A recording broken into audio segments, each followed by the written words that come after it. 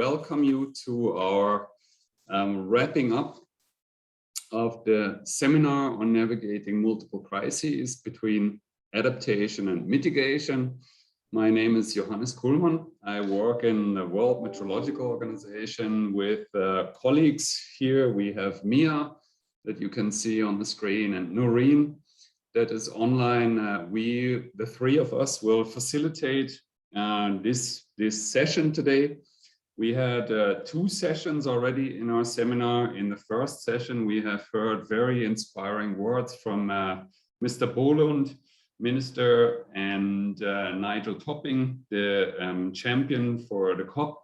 And they have really motivated and inspired us, I think, to rethink the NDC development, to integrate nature-based solutions, to create more resilient parts and pieces, and to also take regional perspectives, because it is clear that without better cooperation, we will not be able to resolve the resilience issue, especially in its interplay between adaptation and mitigation.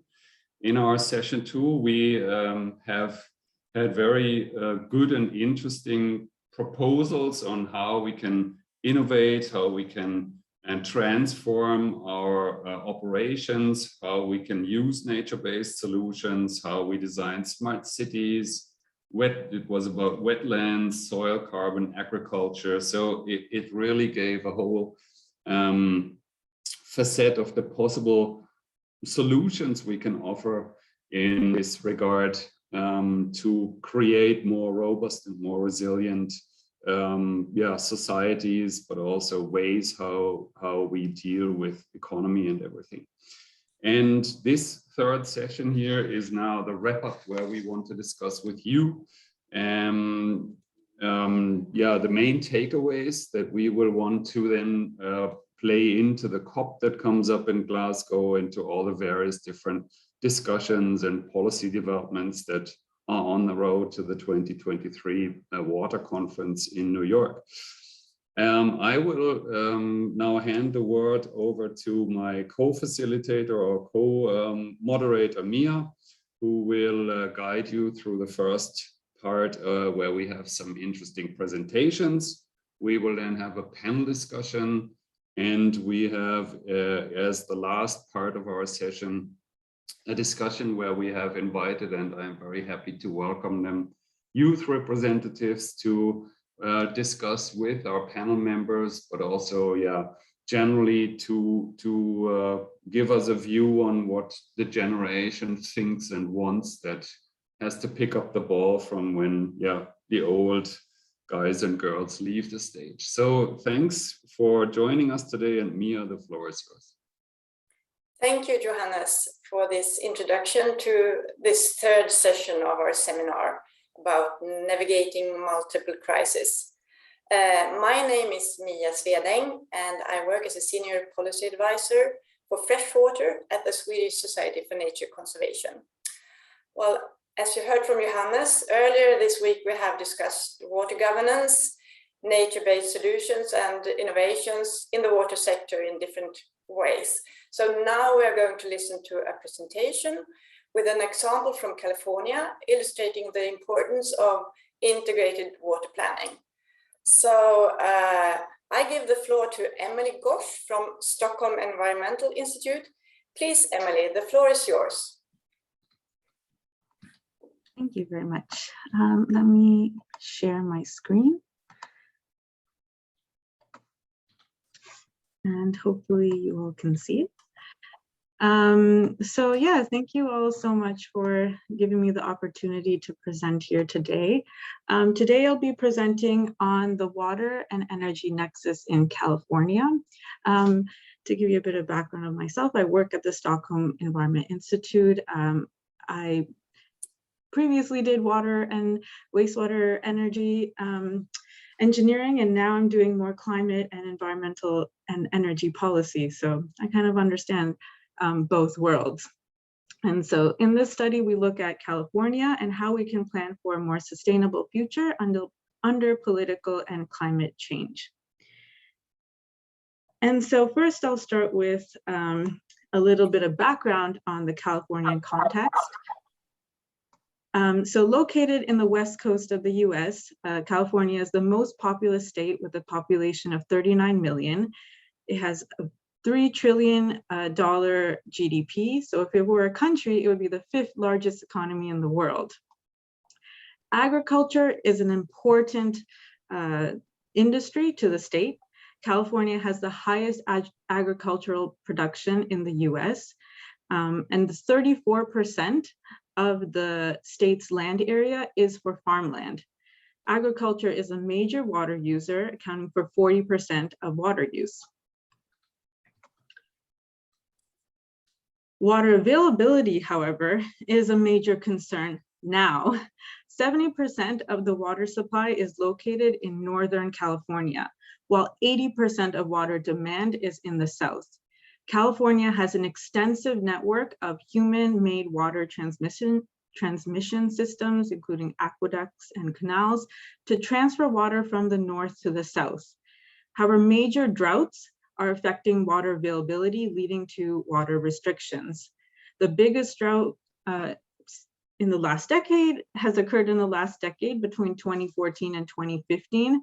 But this map actually shows drought conditions earlier this week, where the majority of the state is having an exceptional drought. So water and energy system in California are deeply intertwined.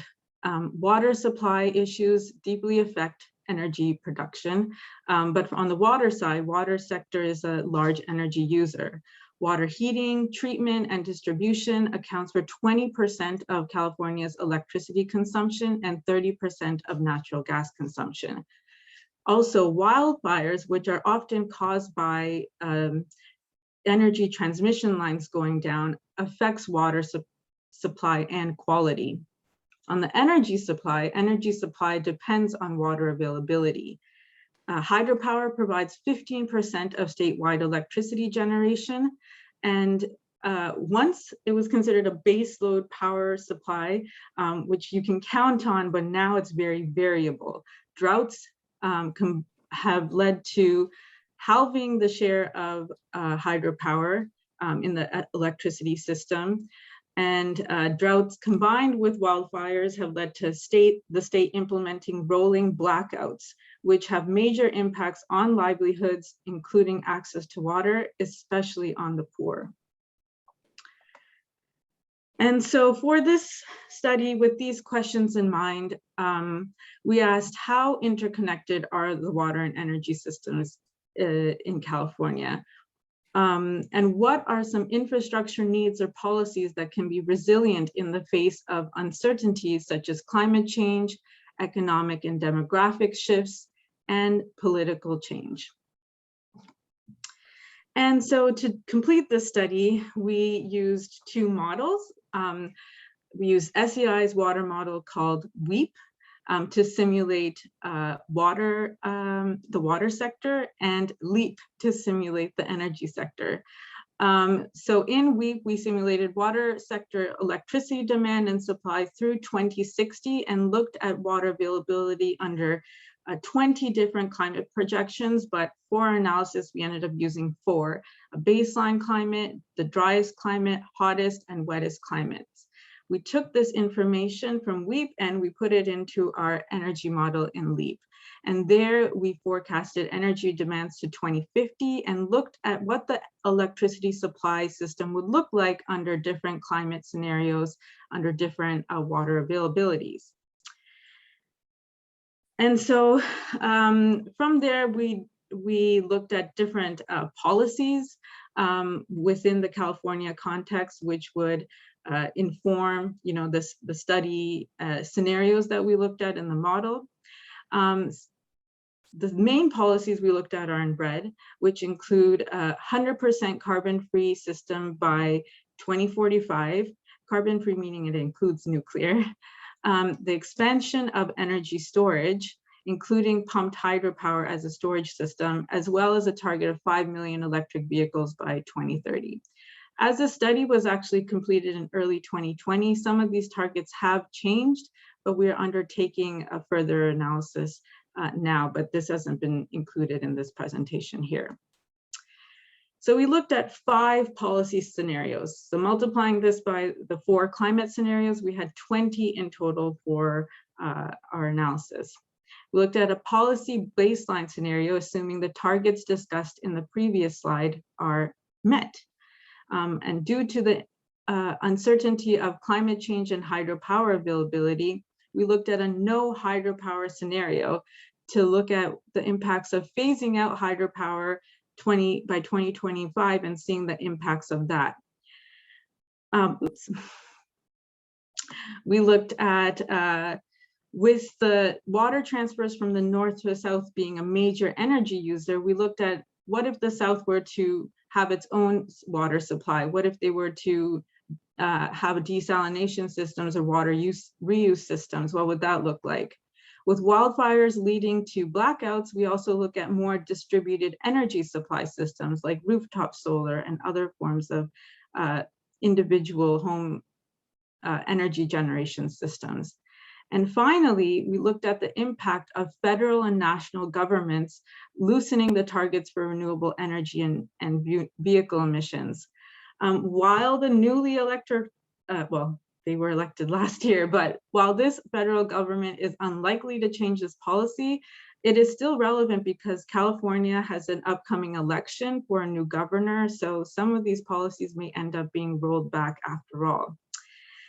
So what were the results of the study? We saw that the policy baseline shows a doubling of electricity demand between 2016 and 2050 from 292 terawatt hours to 572 terawatt hours. A lot of that demand is in the transportation sector, which grows from almost nothing to 25% due to the introduction of electric vehicles. The electricity demands for agricultural water pumping and water treatment and distribution vary across the years depending on water availability in a given climate. A drier climate increases electricity demands for pumping groundwater and other water needs. We also see that solar and wind end up making up a large share of the energy supply in the future. Hydropower reduces from 15% to less than 5% by 2050, but it is still an important piece now. We see that under different climate scenarios, the results are fairly similar to each other. The renewable target, which is shown on the last line, which is 60%, is met under all situations. Interestingly, not surprisingly, under the wettest climate scenario, low carbon, which includes hydropower, has a higher share because hydropower, there's more water availability. But it doesn't push it that much over the 9% share of total energy. By 2030, the renewable target of 60% is exceeded in all scenarios except the federal policy interference scenario. Here we see that it's only at 50%. It's just, which is still quite high, but it doesn't meet the target. In terms of the no hydropower scenario, we see that without hydropower, there is a shift to fossil fuels, which also costs an additional $37 billion USD.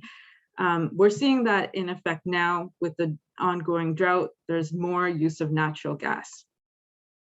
Due to projected cost reductions, renewable energy technologies continue to grow, and even in the federal policy interference scenario, we see that there's still a lot of renewables being built out, even though the targets are loosened. Finally, water reuse and desalination impacts energy demands and costs. Generally, water conservation lowers electricity demands and frees up water for hydropower generation. And so this is beneficial in high renewable energy and high climate change scenarios. When we look at water reuse, it actually leads to a savings because of less energy demands, but desalination is a large energy user. And so it actually increases electricity demands as well as costs. So finally, when it comes to navigating multiple crises, we can see how water availability and energy supply are deeply interlinked within California. Blackouts and low rainfall levels have immense issues on the water and energy system. So policymakers should look to diversify sources of water supply, such as to water reuse, to combat water scarcity. It's also important to note that farmers are turning to pumping groundwater at unsustainable rates to meet water demands, which impacts energy demands as well. Low-cost hydropower plays an important role now, despite availability concerns. So this leads to short-term fossil fuel demands, which has implications in terms of carbon emissions. So thank you all. That's all I have for today. And I'm looking forward to hearing your questions. Thank you, Emily, for this very interesting presentation showing the importance of integrating water and energy planning, especially in a changing climate.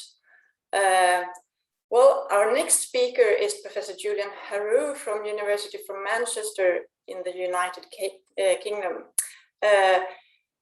Noreen, do we have Julian with us now? Yes, we do. Thank you. So I give you the floor to you, please. Okay, great. If you could just please let me know when you can see my slides.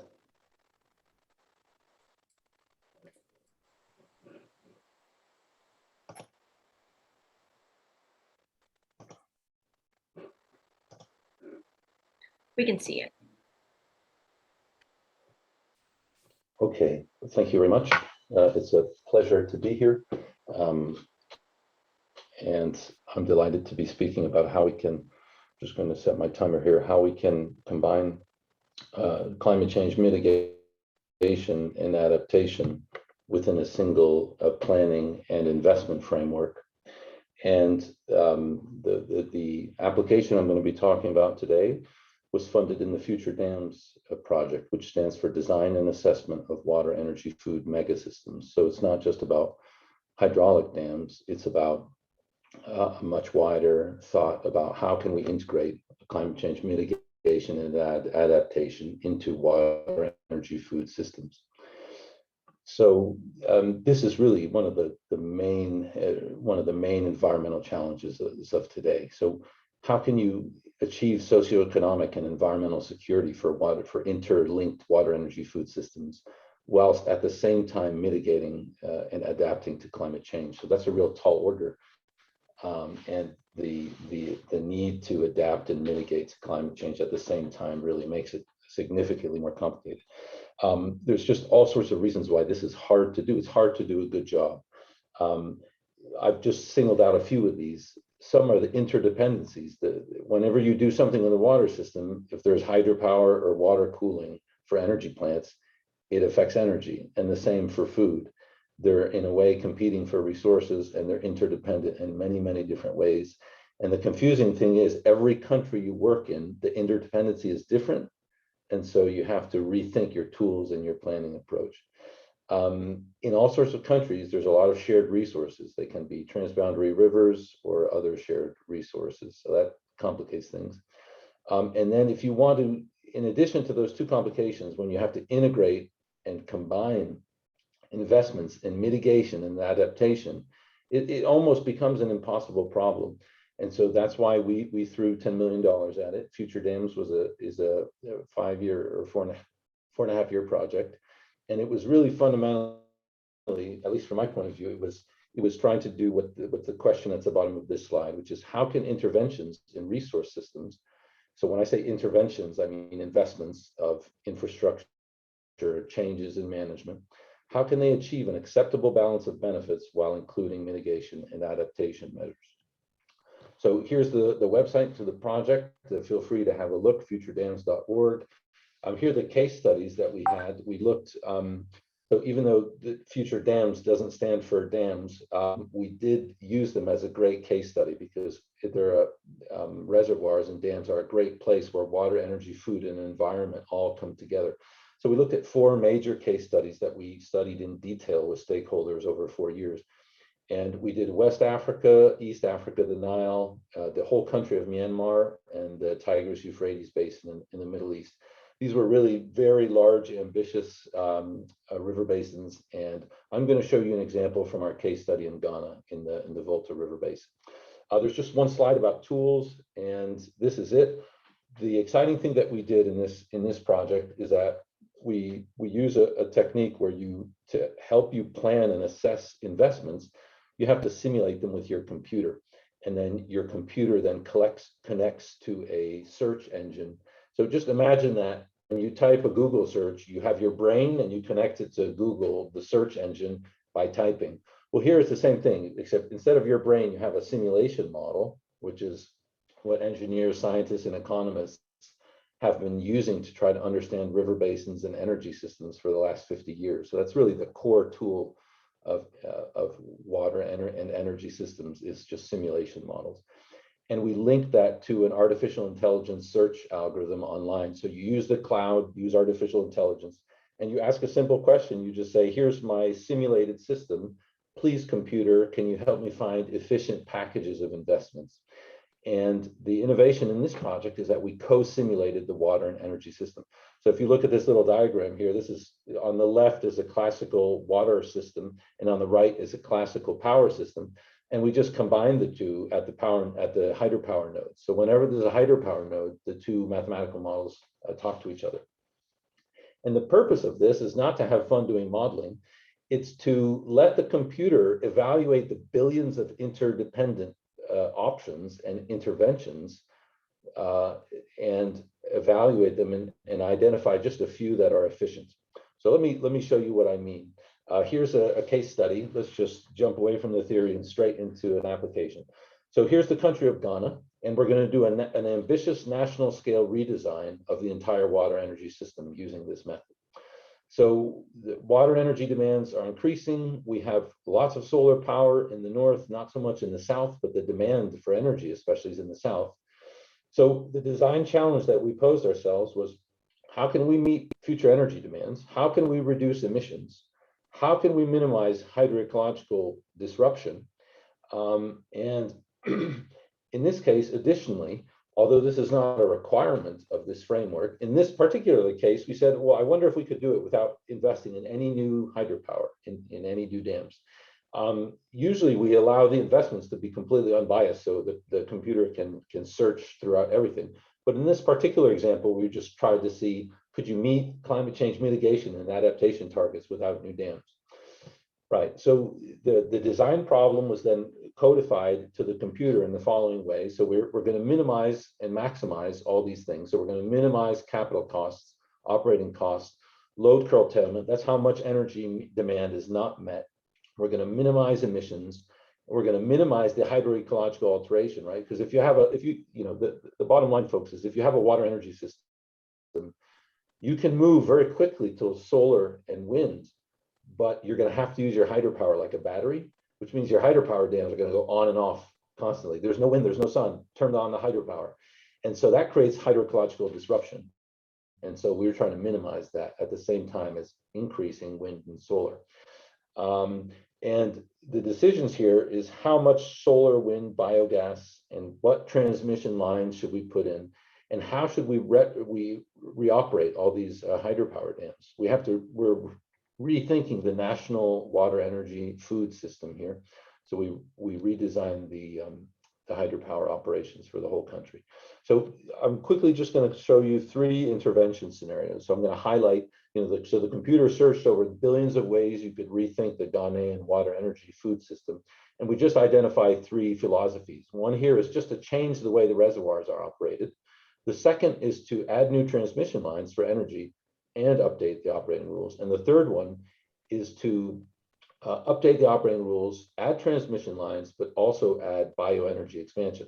And I don't mention it here, but all of these are investing in wind and solar extensively. And they're trying to minimize how much thermal, so how much gas and petrol you burn to generate energy. So usually we give people a several-day training to interpret this figure, but I'm afraid in 10 minutes you don't have time to do that. So this is this is a 7-dimensional plot. So look at on the top, see the top, you can read all these things. And these are things that you either want or you don't want, right? So you'd like to have agricultural yield. You don't want annual load curtailment. You don't want to reduce load, right? You want to meet energy demands. You don't want emissions. You don't want hydroecological alteration. You want intermittent renewables, and you do not want, you have to pay for transmission lines, so you want to minimize those. And then how much bioenergy, you don't want to put too much of that as well. And so for our 3 scenarios, 1, 2, and 3, this is telling you the best possible investment packages that you could obtain with these 3. So the way this plot works is that you try to get to the top of the plot. So a perfect investment portfolio for Ghana would be a straight line across the top, because that would achieve the best performance for each of these. But you can see here that you can never have your cake and eat it. You can never have everything perfect. So each scenario, each intervention scenario, or each package of investments has different benefits for each of these performance measures that you care about. And they trade off differently depending on your preferences in each case. So whenever you see these colored lines cross, that's where you have a trade-off. Fortunately, we're out of time to go at this in detail, but each one of these lines is a complete investment package for Ghana. And I'm just going to skip through analysis of these. So what I'm showing you here is a map for one of those lines, right? One of those lines is a complete reinvestment of and rethinking and redesign of how the water, energy, food system works. And one of those lines I just took as an example here so that you see what each of those lines meant. So basically you have this menu, you have all these performance metrics for water, energy, food, and then you just pick a line that meets your the balance of performance measures that you care about. And then here you can see the map of where you have to invest, what technologies you have to invest. So you can see here we put a lot of biogas in the north of Ghana, and there's a lot of wind in the southeast, for example, investment. So it's a spatial framework. Okay, I think, so the last thing I wanted to show you is that this system is actually available online. It's called waterstrategy.org. So have a look. It's currently free, and you can see how this stuff works. And there's a little video, and there's training materials. So this is this is a screenshot of what the system looks like online. So the red is the power system, and the gray is the water system. So you're really co-simulating and co-manipulating these 2 power systems, or these 2 resource systems on the computer online. And it's been great to work online during COVID, because we were able to share our tools with stakeholders. Here's, this is a generalized tool, so it's not just for Ghana. Here's a screenshot of our application on the Tigris Euphrates. This is just for the water system. Here's a screenshot of our East African thing. So have a look at it. We've been developing it for many years, waterstrategy.org. Okay, well, that's it for me. So this approach allows to represent spatial and temporal interdependencies among sectors, improving water, energy, food system design to avoid intersectoral conflicts and maximize synergies. We can integrate adaptation and mitigation goals and socioeconomic and environmental performance in a single design and planning framework. And we used online software that's available for free. Thanks very much. Thank you. Thank you so much, Julian, for this interesting example from Ghana, illustrating how trade-offs can be done to spread costs and gains across sectors and regions. Now I will give the word to Johannes, who will introduce our expert panel. Yeah, thanks, Mia, and thanks for the presenters. I think we have again seen 2 very positive examples of how we can use our knowledge and our capacities that we have developed in science over the last year to address best possible solutions to minimize the impact that we have on climate when we integrate climate impact assessments and water management. I think it is really promising that we have these solutions at hand, and that we now really have so much motivation also not only in science, but also amongst the practitioners and politicians to really work on this. And I think some of the big questions that have been discussed in the first two sessions of this seminar, but also overall in the different activities and discussions that I have followed in this edition of the World Water Week, it is clear that we need to link all the knowledge and all the capability that we have with the governance systems, the right governance systems, and that we also need to understand what the cultures are, what the institutional constraints are, that we need to be inclusive, and that we need to have a real step change in our culture to be able to handle the issues that we have at hand, both for sustainable development for water, but also, of course, against again the new IPCC findings in the report that just came out a couple of days ago. And against this background, we now have a super interesting panel, and I'm really thankful for all of our panel members who have made it today. I will introduce them very briefly, only by name, because I would like to ask them first how their work really relates to building synergies between climate mitigation and adaptation. But first, let me introduce our four panelists. We have Hannele Pokka here. She is a former minister in Finland and now works as a professor.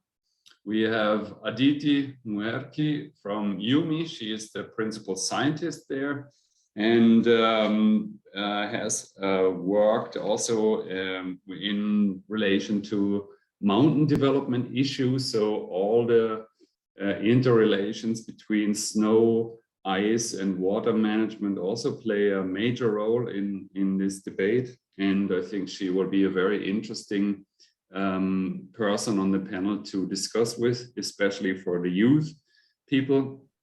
We have Anja Grovici with us. She is the Deputy Director for External Relations of the Green Climate Fund. And I know Anja from when she was working for Ramsar, just a couple of kilometers away from where I sit today. So she has in between also worked with FAO and is now responsible for the external relations in the Green Climate Fund. And last but not least, we have Professor Liu. He's, so to say, the 100% full-blood scientist representative on this panel. He works in the Southern University in Shenzhen, and he is a specialist for environmental engineering, but I know that he has also worked for research in forestry. So again, a very interesting link to a very important sector if we want to provide resilience. Now, I will stop here. I've taken up too much time already. I would like to ask our panelists, and maybe Hannele, you first, can you give us in 1 or 2 minutes what is really the synergy between climate change, mitigation, and adaptation that you are working on or that you think is really important? So thank you, Johannes. I'm very pleased to take part of this panel, and thank you for you, Emily and Julian. I reflect. I have 2 comments related to these presentations. First, when I was listening you, Emily, I thought that okay, it's quite challenging this water management also in California, which is one of the richest provinces in the whole world, and how difficult it could be in poor countries where poor people has hardly money to buy clean water because there is drought and there are many difficulties against this possibility to have clean water and sanitation. And first, my point is that because mitigation and adaptation are so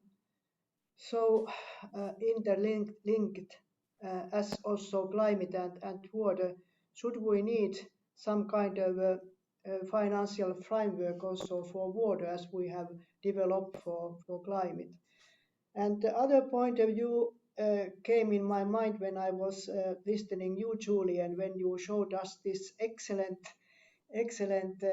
report from Ghana, how you can manage the water and other things sustainably. And of course, I thought, could we get this kind of a model worldwide? Because the truth is that though talks about water, energy, food nexus has been going on in international fora at least since 2011, and especially related water, decisions on energy, land and water are still taken in their own silos without taking into account their intersectoral impact. So I think that what we need is more integrated and multi-objective and transparent processes in order to avoid these problems which comes that these things, water, energy and food are handled separately. That shortly. I will continue later. Thank you. Yeah, thanks a lot, Hannele. I would like to go now to Anja. Can you say in 2 minutes what are the main synergies that you see between mitigation and adaptation in your work? Thank you very much, Johannes, and distinguished colleagues and friends. Thank you for inviting me into this important discussion. Indeed, we see water and climate are very intimately linked. And in the first 6 years of its operation, the Green Climate Fund has already invested over $600 million in 18 water projects. That's about 7% of its overall investment. Together with public and private co-financing, it's a total of over 1.5 billion of additional investment into climate resilient WASH projects, integrated water resource management, flood control, and integrated drought management in developing countries. But in fact, the real investment is much higher, as all GCF adaptation projects and indeed many mitigation projects include some elements of investment in water.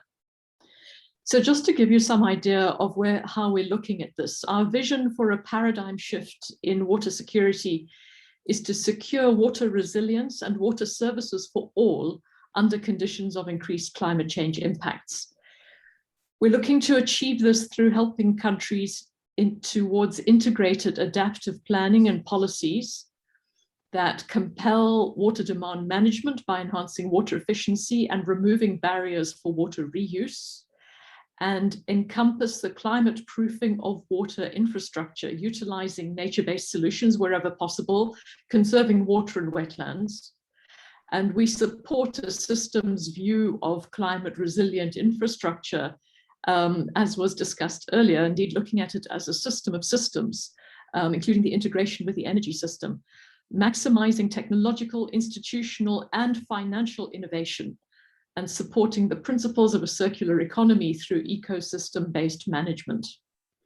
So just to give you one specific taste of these new financial innovations that we're looking to introduce, is we're looking for incentives for more resilient water and wastewater infrastructures, capturing mitigation benefits, and maximizing renewable energy production from wastewater to biogas. But in particular, we're exploring wastewater in general and water reuse and recycling as a new asset class. So we envisage a water asset class of projects which embrace new policies and promote new business models in terms of effluent reuse, water recycling with built-in incentives for both producers in terms of results-based payments and users in terms of targeted subsidies. We will leverage public funding in order to crowd in private finance as well as institutional and commercial finance through de-risking, through guarantees, and through first loss financing. And we look forward to sharing the lessons learned and success stories with a wider range of stakeholders across the water world and beyond. We have a specific project in Southern Africa on this wastewater as a new asset class, which I could talk more about later. Thank you. Thanks, Anja. Yeah. It's very good to see that also the funding mechanisms are now thinking about what are different asset classes and how can we come to new general philosophies in financing development, because I think our old models have proved not to be super efficient and they're not fast enough for our race that we have to win now against the changing boundary conditions that we can see in the climate and what we need to do to help people developing the right water systems. Aditi and Jungo, please excuse me, I'll do the ladies first. Routine here. Aditi, can you in 2 minutes tell me what are for you in your work the main synergy potentials between mitigation and adaptation? Thank you, Johannes and Emily and Julian and everyone for inviting me to this very, very interesting panel. So I would like to begin my observation by reiterating some of the latest findings from the working group 1 of the IPCC. And Jungo and I are both involved in the working group 2. We are actually finishing up our report on the water chapter. So the first thing is, we are at 1.1 degree, and this report is saying that it is unequivocal. That's a pretty strong language for IPCC, that it is unequivocal that the warming is caused due to human-caused warming. Then also most of the projections are showing that if the emissions pathways are what they are, then a lot of places we start touching 1.5 degree by as early as mid-2030s. That's not far away at all.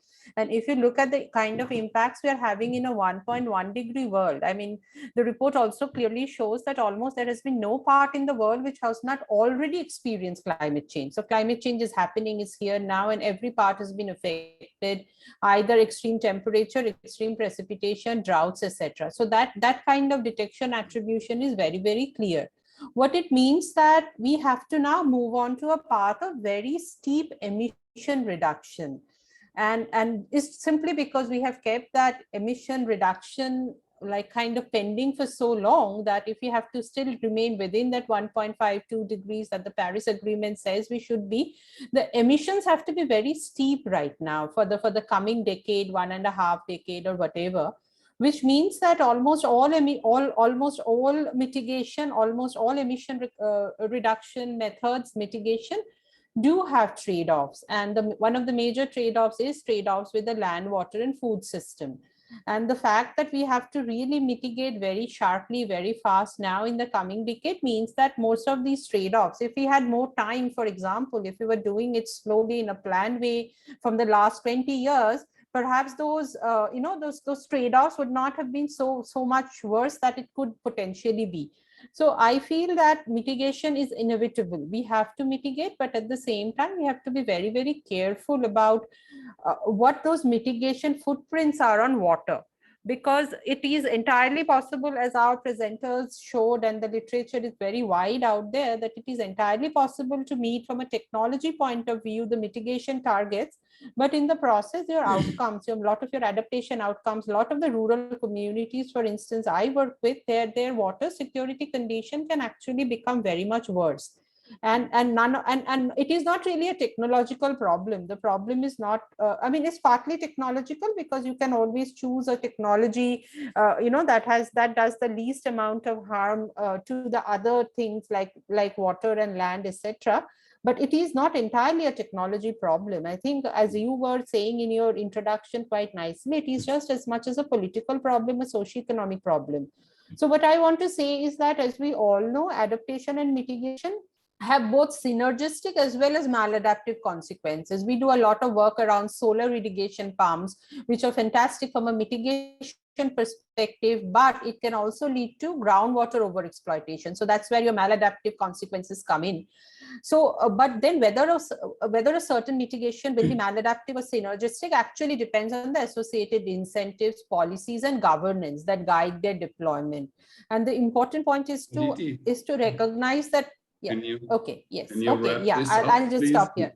So that sorry. Yeah. And the important thing is that most mitigation would have considerable high water footprint, but which must be managed socially and politically accepted ways. So I think the point is to make mitigation as water neutral as possible. It's not easy, but that's something we have to really aim for. Yeah. Yeah, thanks a lot for your first insights.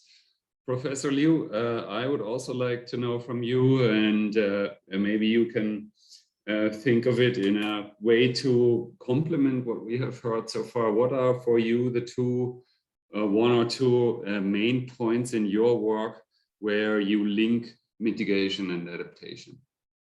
Okay, thank you, Johannes. Thank you for inviting me to join this panel.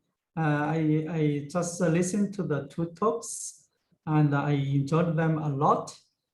In fact, about 4 years ago, I was invited by International Association for Hydrological Sciences to give a review on water energy food nexus. So when I prepared that paper, I found that at that time, there are a lot of scientific challenges. And the main issue, there are two issues. One is the lack of data information and the knowledge gap in our understanding of the water energy food nexus. And the second issue is we do not have very good systematic tools that can address all the trade-offs involved in the nexus. So after listening to the two talks given by Emily and Julian, I'm very happy because particularly for Julian, he has developed a very good tool to study the trade-offs involved in the water energy, food, ecology nexus. So I think this is really a very good improvement for our scientific understanding of the nexus. And you also asked about my research that is related to the mitigation and the adaptation. And in addition to working as a chair professor in my university, I'm also the president of the Society for Ecological Restoration of Beijing. So for our society, we work a lot on ecological restoration, like the forest restoration, river restoration, grassland restoration. And we believe ecological restoration is a very important role that can mitigate the climate change and reduce the flood risks and also enhance food security and also enhance biodiversity. So for my research, I focus quite a lot on the role of ecological restoration in the mitigation and adaptation of climate change on the water systems, the food system, and ecological systems. So this is one issue. Another issue is about an even broad issue, that is the green infrastructure. So we also work a lot on the green infrastructure, that is a network of natural or semi-natural features like the wetlands, healthy soils, forest ecosystems. And we studied the green infrastructure, and we found green infrastructure can supply clean water, regulate the flooding, control erosion, store water for hydropower and irrigation.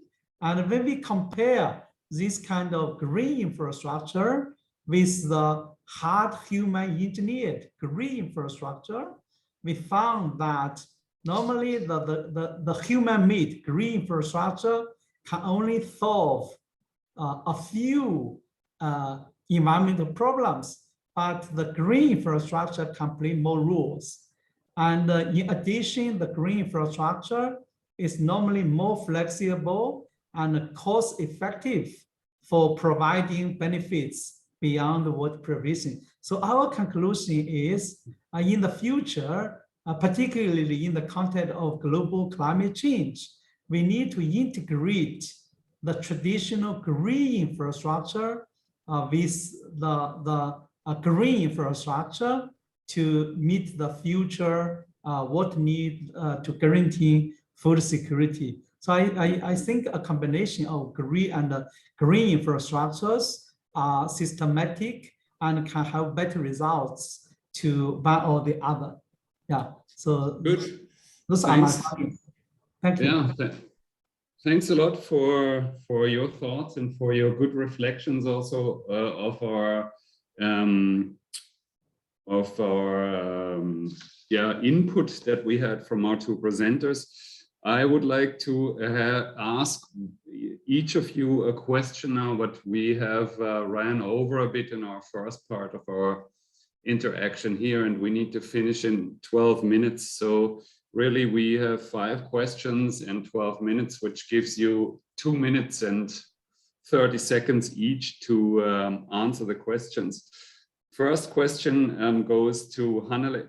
You have worked in the government and you also work in science. What are for you the 2 or 3 key moments where you have seen how governments have really supported the science policy changes for mitigation and adaptation?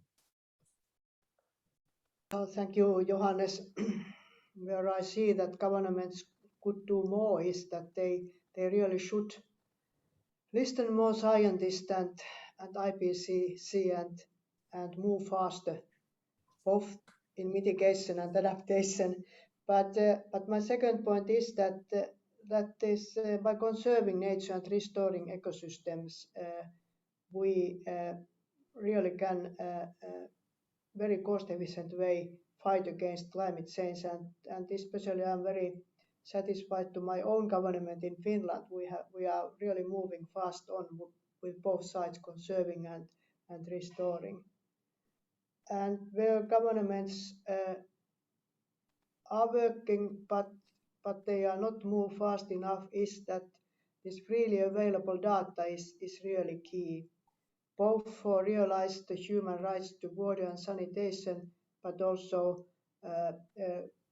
including data related to disaster warning, such as floods and droughts. So free data, restoring, conservation, and doing what IPCC has recommended. Thank you. Yeah, thanks. So very concise points, and you're making up for all the time that I will talk now. But no, don't worry. Well, I will go directly to our next question. And Professor Liu, what do you think can we do better in partnering between academia and government to really work with the scientific findings and facilitate the synergies in mitigation and adaptation that we need to leverage? I mean, we have been talking about this in this seminar, and I have heard a lot in the whole Water Week this year, but what are for you really the 2 things we need to do better between academia and government?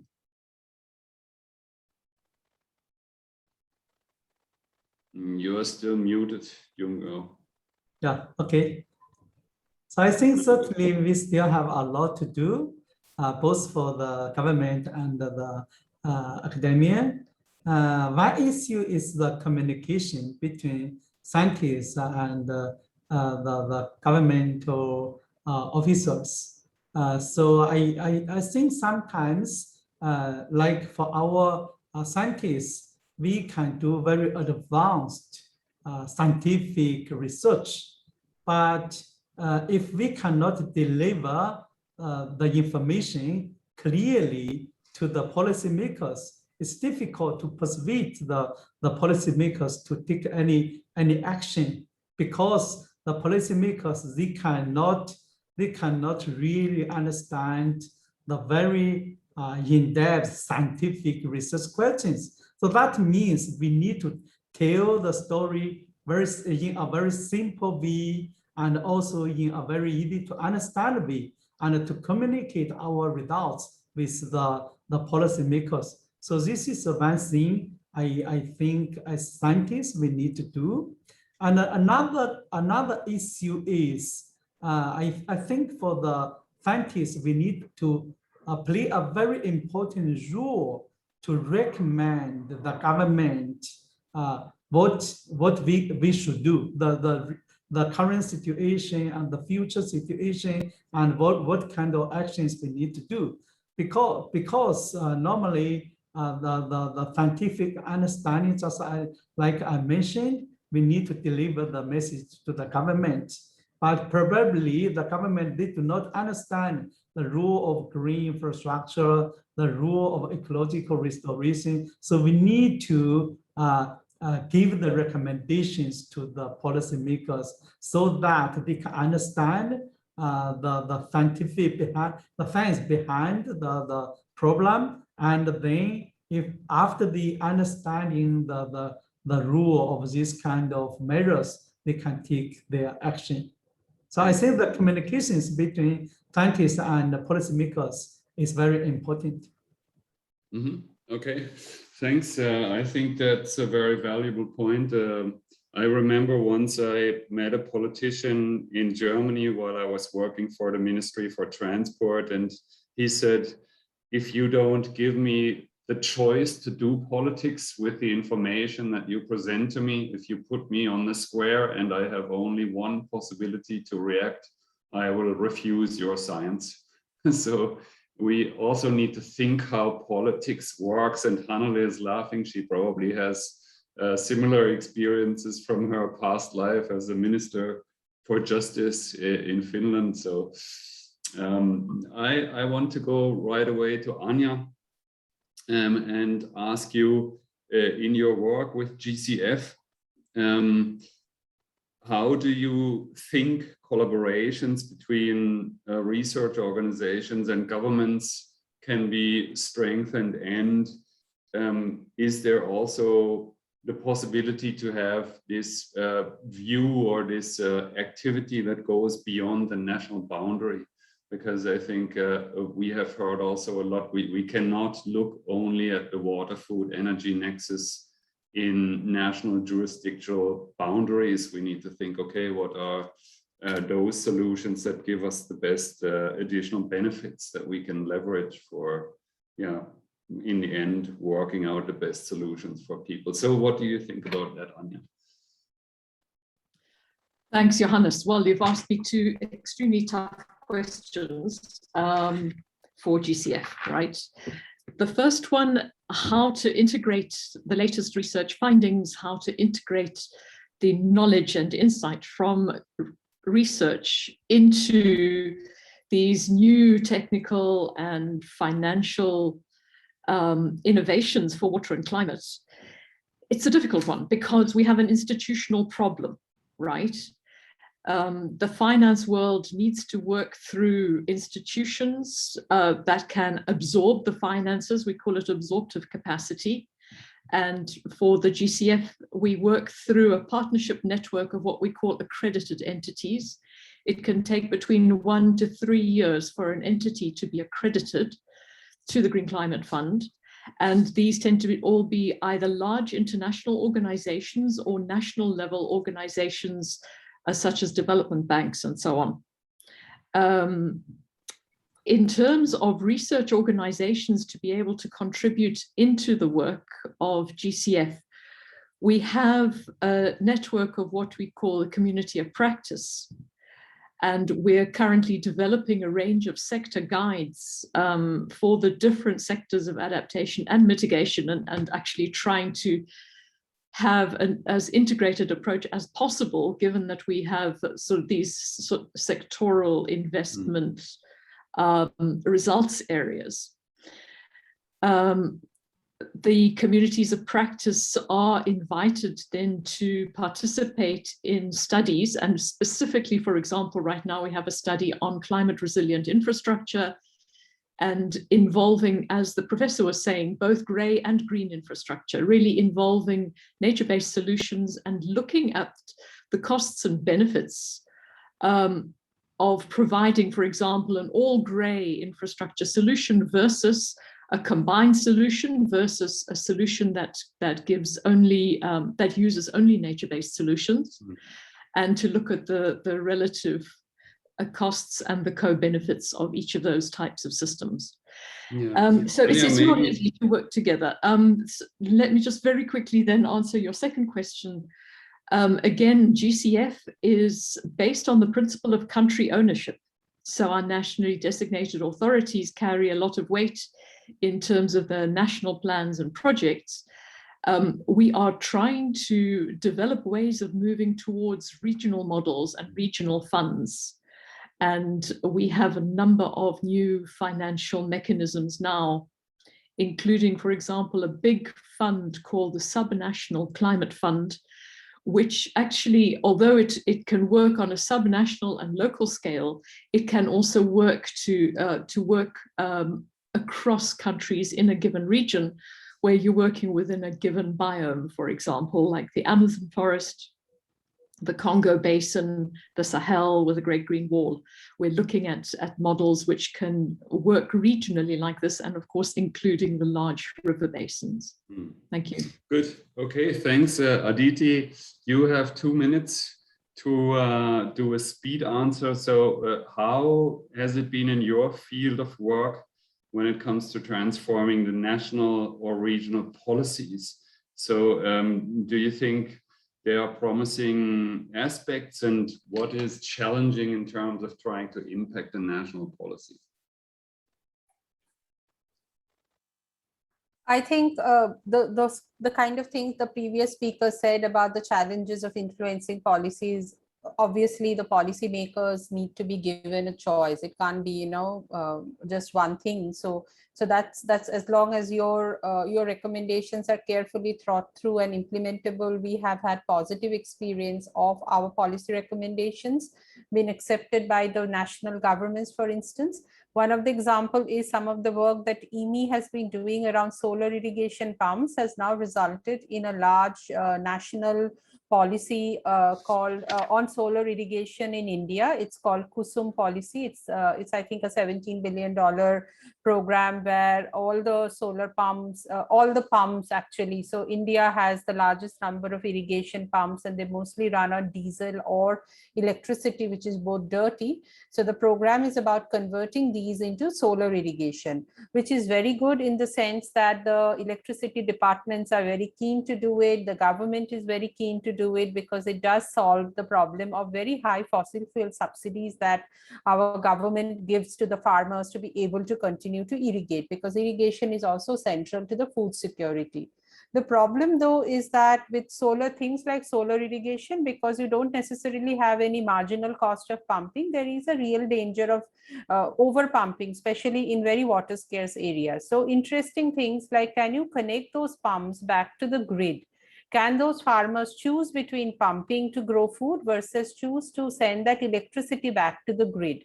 Under what conditions do these kind of schemes work? I mean, that could be a new source of income for the farmers. So they could actually grow solar as a crop rather than, grow crop with water. So that kind of schemes are being tried out. And I feel that as a research organization, we have a project from the Swiss Development Corporation at IMI, where we are actually trying to look at these kind of trade-offs, like under what condition would farmer choose not to pump but to sell electricity to the grid? How can these programs be improved?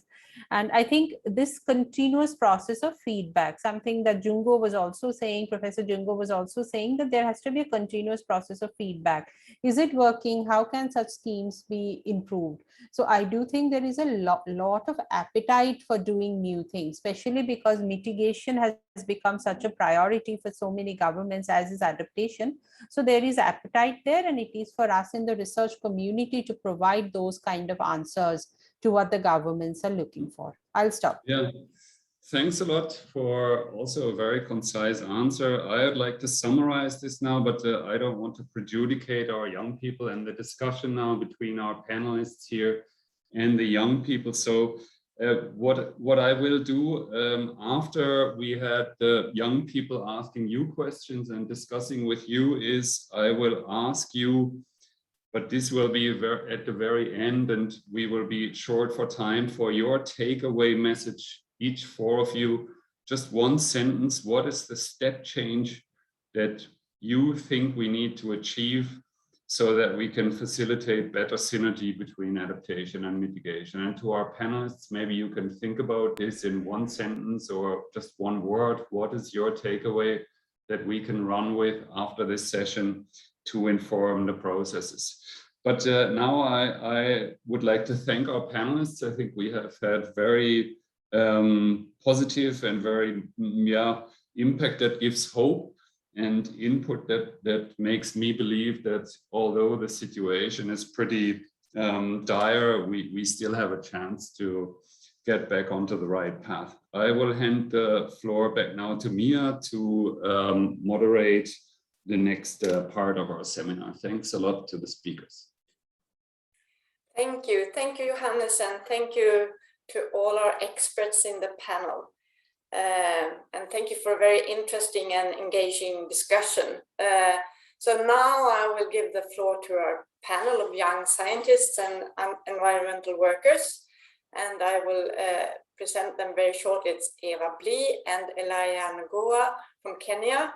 It's Sebastian Riera from Argentina and Nadia Azmi from Sri Lanka. And I will start by giving the word to you, Nadia, and you can present yourself a bit more properly, and then you can also ask your questions to anyone you like in the panel. Please, Nadia. Thank you very much, Mia, and thanks so much for the wonderful discussions. My name is Nadia Azmi, and I currently work as a program officer at a marine conservation and research organization based in Sri Lanka, and I'm also completing my master's in climate change and environmental management.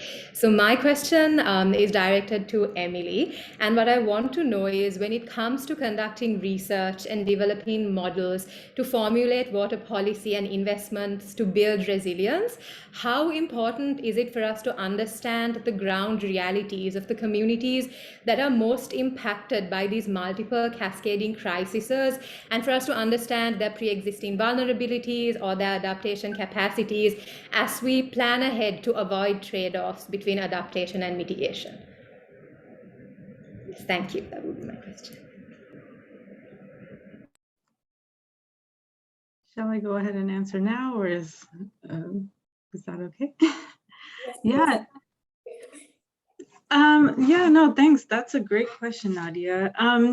So one of the areas that I actually do a lot of work is in the issue of equity and finding equitable solutions when it comes to mitigation strategies, but it also applies to adaptation as well.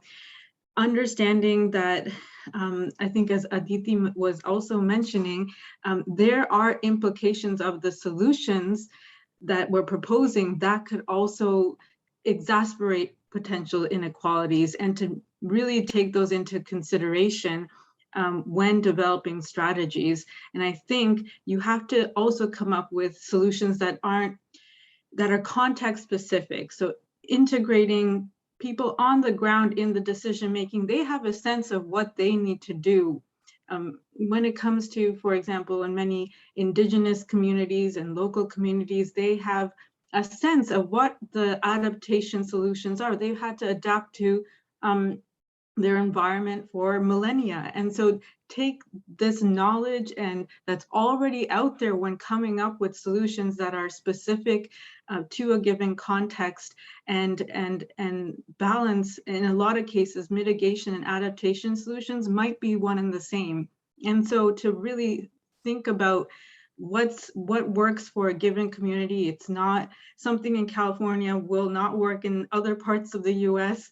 So you have to develop something that's context specific, with the inclusion of the people that live there, having a voice in the decisions and the solutions that are made for their community.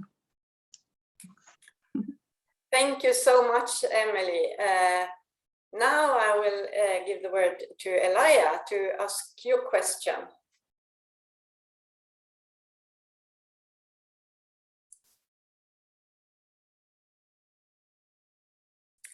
Elia, we cannot hear you. You have to unmute yourself.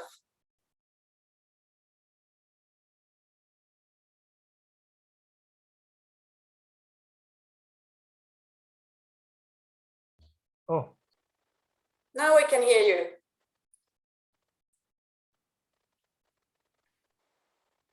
Elia, you muted yourself again. Would you like to unmute yourself?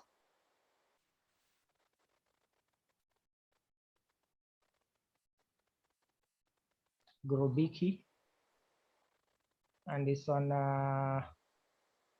my issues on the carbon credit initiatives, which are geared towards helping combating greenhouse carbon emissions especially in the developing world. So the question is, do you think the carbon credit initiatives through the sale of carbon to promote forest and wetland conservation can be an effective climate change adaptation and mitigation measure towards preventing greenhouse gas emissions and improving on the livelihoods of the communities in the developing world?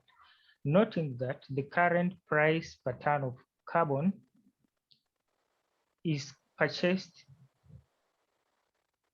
at $5 despite the myriad foregone opportunities through the sale of carbon. 1 ton goes for $1.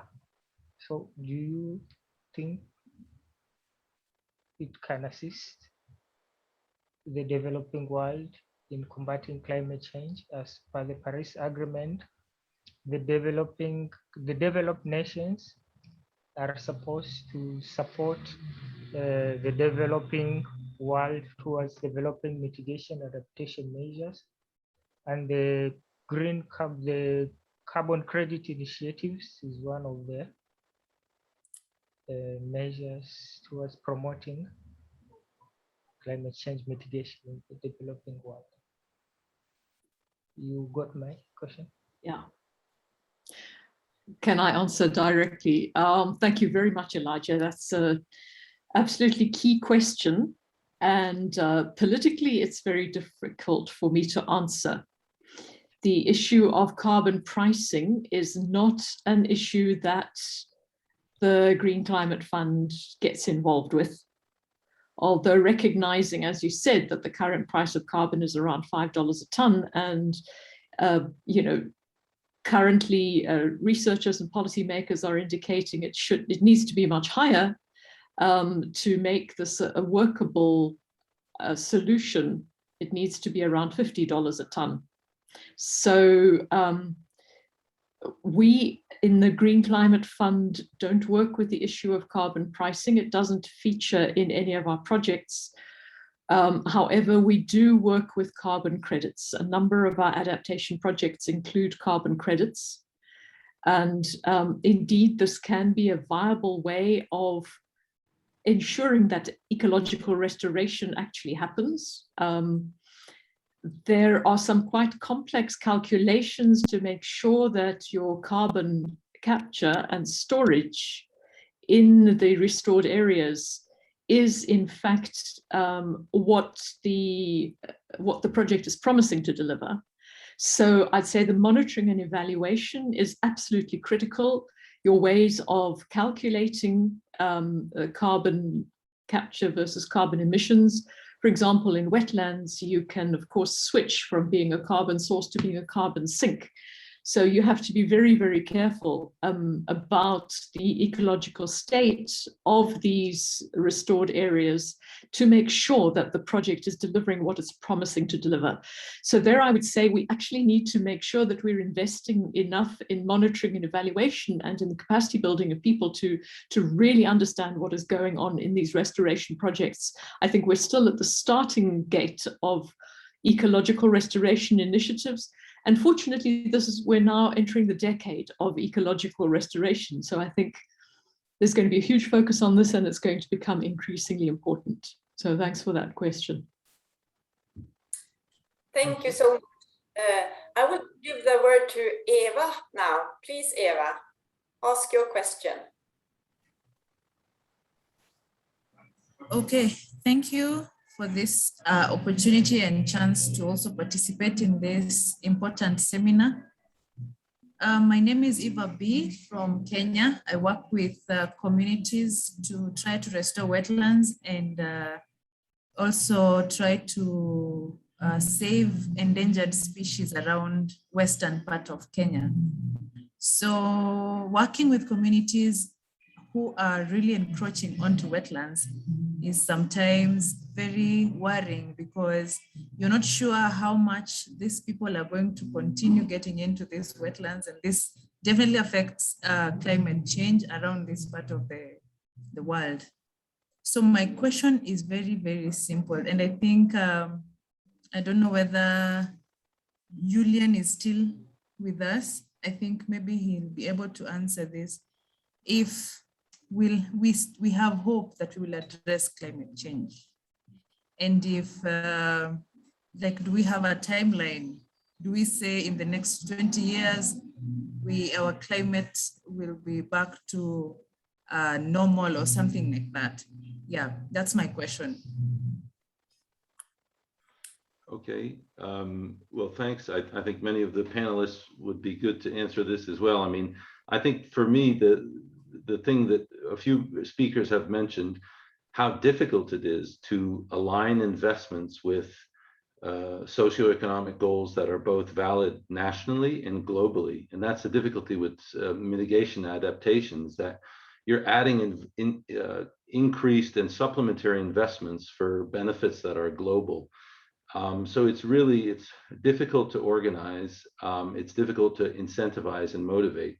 For me, the biggest thing is that even if a country wants to do a good job, I mean, like, look at California, right? California is full of people who want to do a good job on the climate and on water energy systems.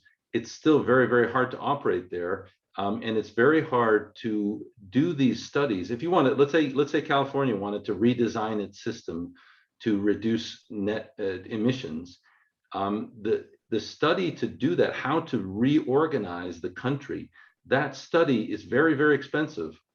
And so I think what analysts and academics like Professor Jungo Liu and analysts like Emily Gosch and I, what we can do is we need to make it cheaper and quicker to do these analyses. These water, energy, food system analyses, right now, they take several years, they cost a fortune. We need to make this very, very cheap. And that's why, as part of our project, we built this platform, waterstrategy.org. There's no licensing, it's online 24/7, all the training is there. And that's just one, that's just one example. We need just to make it cheaper and quicker to do a good job at these complex investment analyses. It needs to be cheap, it needs to be fast, and it needs to enable the participation of large and multiple societal groups, both civil society, economic groups, and political governance-oriented groups.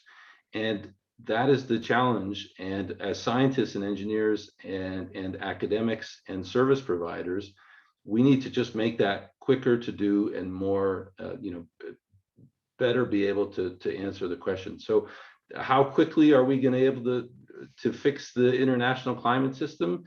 Eva, to answer your question, I really don't know. Right now, I'm just an analyst, and I try to make tools to help. For example, we help the country of Ghana. We try to give them tools so that it makes them quicker and more easier for them to understand how they could impact their national system and reduce its emissions. But the question, we'll see. It'll depend on politicians and how people vote, I guess. So thanks very much for your question. Thank you so much. Now we will have a fourth question from Sebastian. Please, Sebastian. Yes, thank you so much for the invitation. I'm very glad to participate in this seminar. I'm Sebastian Riera, postdoctoral researcher in Argentina.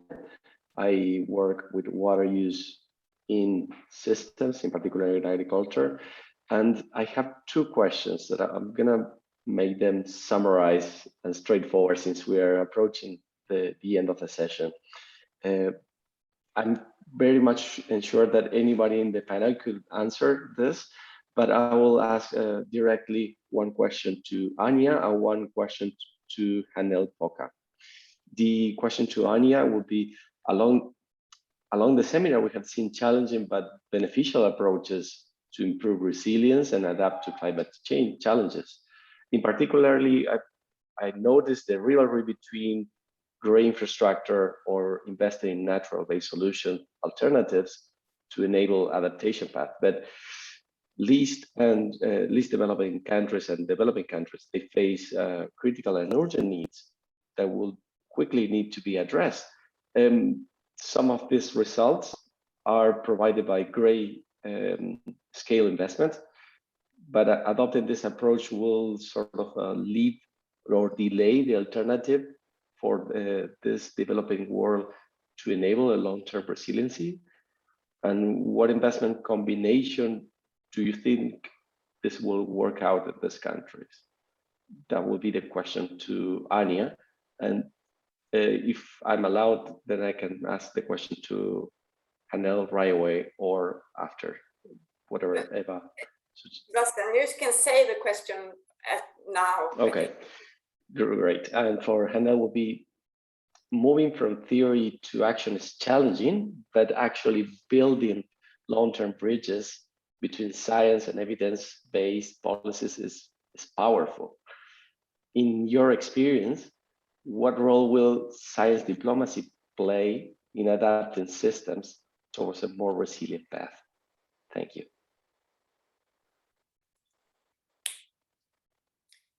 Please, Anya. Well, thanks very much, Sebastian. And again, very challenging question. I'll attempt to answer this as concisely as I can. You're raising the whole sort of development versus environment dichotomy, which has been talked about for decades, right? I think we're now really reaching the sharp end of this because of the climate impacts, making it ever more crucial that we understand how our natural systems work and actually start to work with the planet and make sure that our planetary systems, our Earth systems, can continue to function and to support us. Now, I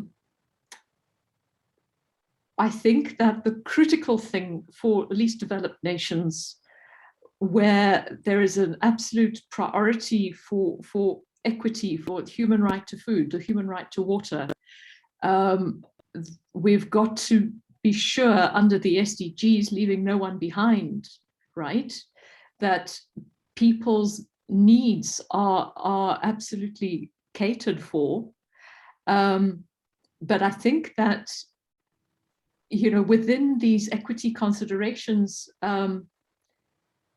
we've got to give also priority to country ownership and to make sure that the approaches that are put forward, that the projects that are invested in, where the money ultimately goes, has agreement from governance systems at different levels, from the community level to the local government level to the national level. GCF works with national governments with this principle of country ownership, as I mentioned earlier, and that's an absolute priority for us. However, there's just so much evidence to show that community-based adaptation is the best approach. Working with indigenous peoples, working with indigenous knowledge solutions in the local situation is absolutely critical as well. And I do think that through a combination of these approaches and an understanding of how indigenous people and local people have been working with their environments and with natural resources for a long time, that, you know, we can reach equitable solutions, that new investments don't need to sort of come in and bulldoze over, you know, existing workable and naturally balanced situations. Hopefully we're on the brink of new approaches to this ecological restoration and nature-based solutions, working with people for meeting the basic human rights. Thank you. Thank you so much. Hannele, do you think you can give a very quick answer to yes, I can. Thank you, Sebastian. Your question, it was very, very good, which means that it was a little difficult. But I put my answer saying that during this panel, listening Emily's and Julian's presentation, we have, I think, all found out that these solutions which they have presented us for adaptation, they are local, but there is much of science behind. And what I have seen and we have seen that after this IPCC's reports and also the Gupta report related biodiversity loss, scientists and more listened, perhaps, I'm not sure if I say so, perhaps not so much among governments, but among businesses and financiers. They are very, very, very eager now to do decisions which push forward also climate fighting against climate change and adaptation. And I'm glad. Thank you so much, and thank you so much to the youth panel, to all four of you. Now, Johannes, we are a bit off the schedule, so I give the word to you, and you can decide how we are going to hear something from Noreen as well. Thanks a lot, Mia. I just saw the notification that we can take an additional 5 or 6 minutes, so I am thankful for that, and I'd like to ask our panelists now, what is your takeaway message? And if you are really quick, we can even also give our young people the chance to also say what their takeaway message is. And I think this will be recorded here, so we can nicely bring together the takeaway messages from our experienced panel members and from our next generation that will have to cope with this situation in a couple of years. And also, if anybody else who is linked to this session wants to give us a takeaway message that we should promote further in the future, please go to the Pathable page of this session here and put your message or your question into that chat. So I'll start with Professor Liu this time. So what is your takeaway message? Okay, thank you, Johannes. I still remember 5 years ago, I was asked to contribute a paper in the Science magazine, and the title is Manage Water in a Green Way. So I want to conclude my remark with this sentence: restore the degraded ecosystems and manage crises in a green way. Okay, thanks. That's a good advice. We can follow that. Aditi, what is your takeaway?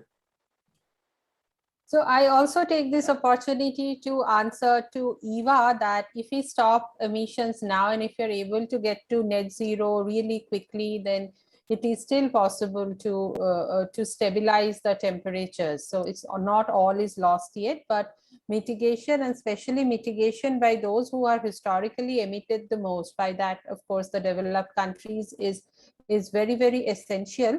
And my takeaway message is that we must do mitigation. There is no second choice that we really have. But at the same time, our mitigation efforts have to be careful in terms of the local impact, especially on the most vulnerable people. Do mitigation, but be careful of the water footprints of that mitigation is my takeaway message. Thanks a lot. Anya, what's your famous last word? Thank you. Yeah, I really want to focus in on the water cycle. And I think that up to now, there hasn't been enough focus on the climate impacts of the water cycle. But I want to just zoom in on one specific message, which is that I really believe in our throwaway culture. We need to have a slogan like no more single-use water, in the same way as some people are trying to promote no more single-use plastics. Right. But in terms of when we take water out of the natural systems, that once we're using it within our technological systems, we make the maximum use of that water and get the multiple recycle effects by reusing wastewater wherever possible. And so we have no more single-use water. That's my message. Thank you. Thanks. Thanks. That's inspiring. Annele, what is your key message? I believe ecosystem-based adaptation, because it gets synergy between climate mitigation and adaptation. Going not details, ecosystem-based adaptation, it's important. Good, thanks. We have 2 more minutes. So I see from our young people, Eva, you are still visible. Do you want to say what you expect from us and from the future? So it's just one word, that it is possible.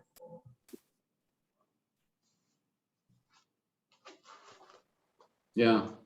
Sebastian, what do you have as a message?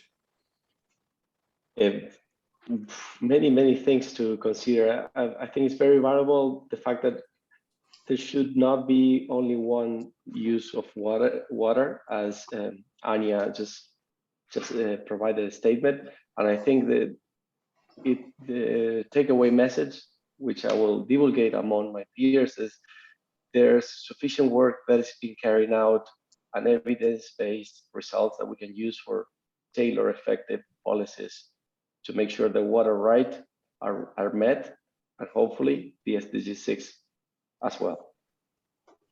Good. That's good. That's hope for the future. I don't know if our other 2 young people are still online. I can't see them at the moment. If you are, please just take the floor. Yes, so my takeaway and my hope is inclusion. I think from the discussion that we really learned that when we solve these complex problems, that we need input from like everyone. So that would be my takeaway and hope. Thank you. Good. And is Elijah still here? Oh yeah, here he is. For me, I can say the cross-sectoral approaches towards climate change mitigation adaptation should be strengthened, because the climate change affects all the sectors, and all the sectors have a key role to play towards mitigation adaptation. In fact, emissions due to forest and wetland degradation accounts about 20% of the global emissions. What about the other 80%? So the other sectors also have a key role to play in ensuring zero emissions by 2045. Good, thanks a lot. That gives us really a mandate, I think, from the organizers of this seminar to think about these expectations that you have, to work together to provide some of the answers to your questions that you have given to our panelists. And I mean not only answers on paper or in message, but really answers in potential changes that we can ask politicians and the world leaders to make in the coming years and in the 2023 conference. And Annele, who is on the panel here, is also one of the water and climate leaders that will transport these messages into these processes. So thanks a lot for all the panelists. Thanks for the young people. Thanks for the enthusiasm that I have felt and for the forward-looking attitude that you have all taken. And I'll hand the floor back to Noreen, who is the good soul behind all of this seminar, not only this session, but she has really made this seminar possible. So the last word is for you, Noreen.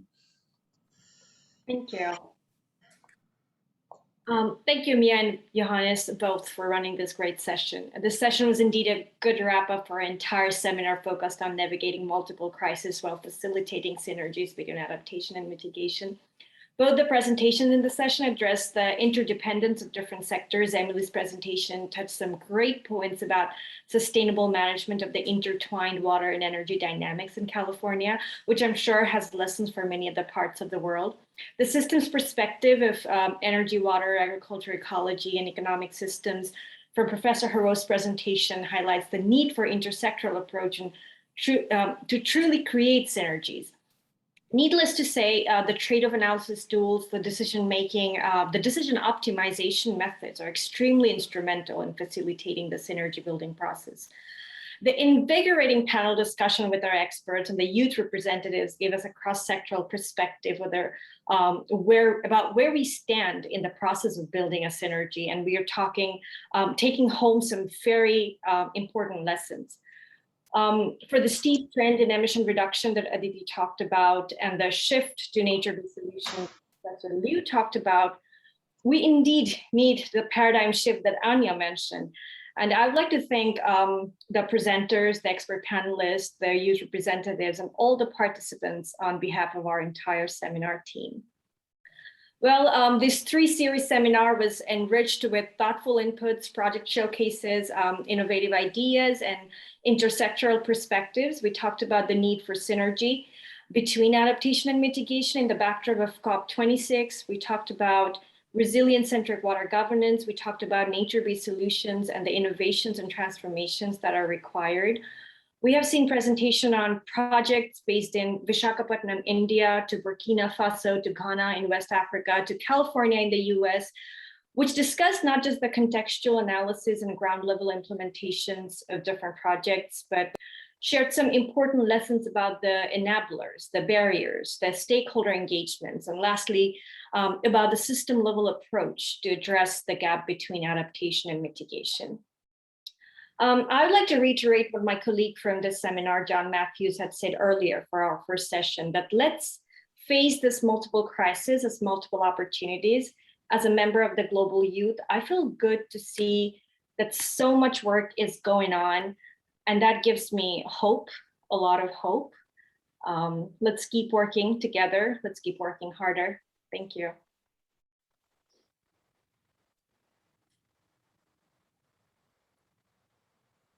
Thank you, everyone. Thank you. Thank you. Thank you. Bye-bye. Thank you. It was a great seminar. Thank you. Bye. Thank you so much.